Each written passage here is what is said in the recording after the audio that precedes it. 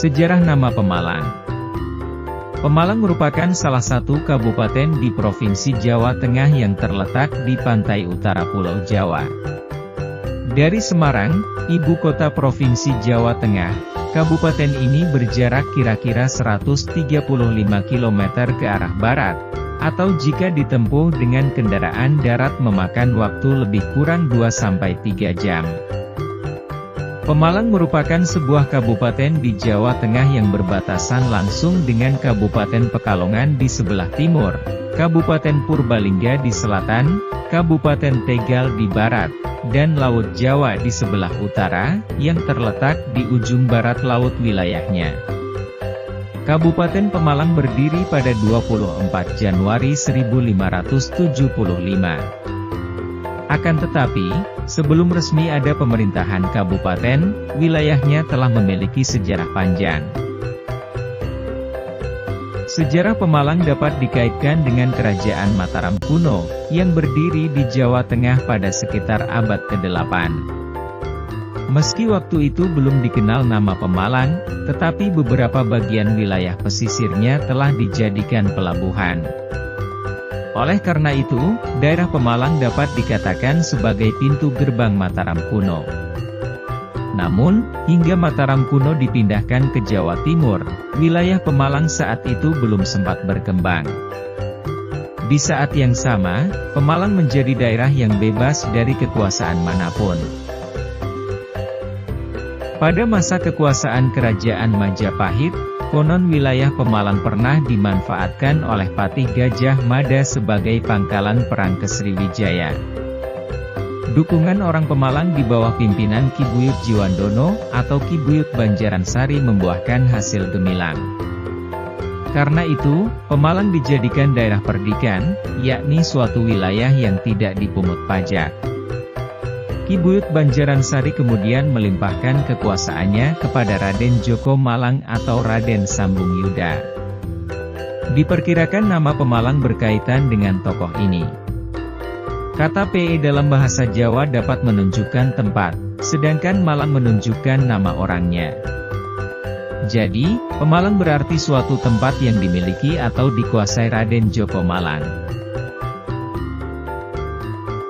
Ketika kerajaan Pajang runtuh, para pemuda bangsawan banyak yang mencari kehidupan baru yang lebih aman.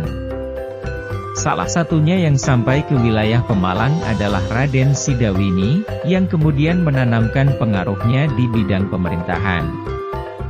Raden Sidawini sempat menjadi Adipati Pemalang. Pemerintahannya kemudian dilanjutkan oleh Kanjeng Jinogo Hanyokrokusumo atau Darul Ambiyah dengan semangat Islam. Pengangkatan dan pengakuan masyarakat Pemalang terhadap penguasa baru ini terjadi pada 24 Januari 1575, yang kemudian dijadikan sebagai tanggal kelahiran Kabupaten Pemalang. Keadaan Pemalang pada abad ke-16 juga dapat diketahui dari catatan Richtlof van Guns dan data di dalam buku Efruin Mees, yang menyatakan bahwa pada 1575 Pemalang merupakan salah satu dari 14 daerah merdeka di Pulau Jawa, yang dipimpin oleh seorang pangeran atau raja. Mulai 1622, Pemalang menjadi Apanase yaitu, daerah kekuasaan, Pangeran Purbaya dari Mataram. Raden Mangoneng, Pangonen atau Mangunoneng, adalah penguasanya yang berpusat di sekitar Dukuh Oneng, Desa Bojombata. Menurut beberapa sumber, Raden Mangoneng merupakan tokoh pimpinan daerah yang ikut mendukung kebijakan Sultan Agung karena sangat anti VOC. Pada sekitar 1652, Amangkurat II mengangkat Ingabehi Subajaya menjadi Bupati Pemalang. Menurut catatan Belanda, pada 1820 Pemalang diperintah oleh bupati yang bernama Mas Tumenggung Suralaya. Pada masa ini, Pemalang berhubungan erat dengan Kanjeng Suwargi atau Kanjeng Pontang, seorang bupati yang terlibat dalam Perang Diponegoro. Pada 1832, yang menjabat sebagai Bupati Pemalang adalah Raden Tumenggung Sumonegoro. Saat itu, Pemalang sangat makmur karena hasil pertanian di daerahnya yang meliputi padi, kopi, tembakau, dan kacang, sangat melimpah.